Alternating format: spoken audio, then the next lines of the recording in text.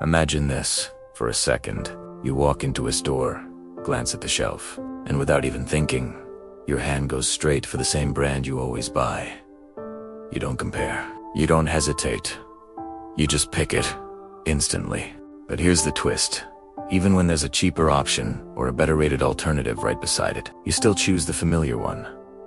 Why? Why do millions of people, including you and me, keep buying the same brand over and over? The answer isn't as simple as habit. There's a whole psychological system quietly running in the background of your mind. And by the end of this video, you'll understand the exact triggers pulling you back to that same brand every time, and why it's almost impossible to resist. Here's where it starts. Psychologists call it the mere exposure effect. The more we see something, the more we tend to like it. Familiar brands feel safe. They feel predictable. They feel right. Your brain actually relaxes when it sees something it recognizes. The logo, the colors, the packaging, all of it creates a loop of comfort. See it, trust it, choose it. And every positive experience you have with that brand strengthens this loop. When a brand delivers consistently, your brain builds trust. That trust becomes a shortcut and eventually a reflex. You don't analyze. You don't compare. You simply act. Marketers know this. Entire strategies are built around maintaining familiarity, so your brain keeps choosing what it already knows. But familiarity is just the surface. Let's go deeper. Your favorite brand isn't just something you buy. It says something about who you are. Researchers call this self-congruence. When a brand's personality matches your own identity. If you see yourself as bold or adventurous, you're drawn to brands that feel the same. If you value minimalism or calmness, you gravitate toward brands that reflect those vibes.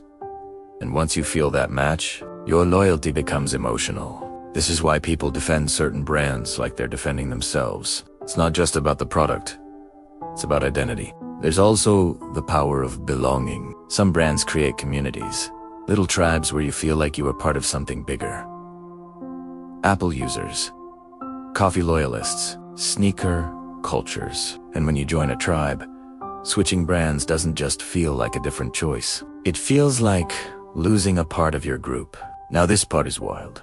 And yes, it's backed by neuroscience. When loyal customers see their favorite brand, brain scans show activation in the areas linked to memory, emotion, and reward. In other words, your brain actually lights up when you choose a brand you love. That means every time your favorite brand satisfies you, whether through taste, performance, design, or even social approval, your brain reinforces that pleasure. Over time, this creates a reward loop that becomes incredibly hard to break. Your brain literally expects that brand to feel good. This is why even if the brand slips up, maybe the quality dips, or a new competitor enters, many people still stay loyal. The emotional and neurological bonds run deeper than the temporary mistake. There's also something called the double jeopardy effect in marketing.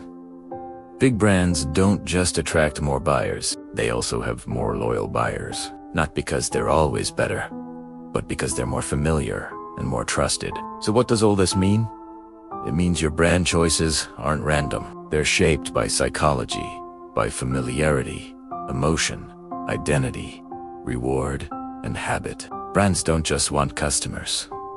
They want believers. They want people like you to not only buy, but to feel something when they buy.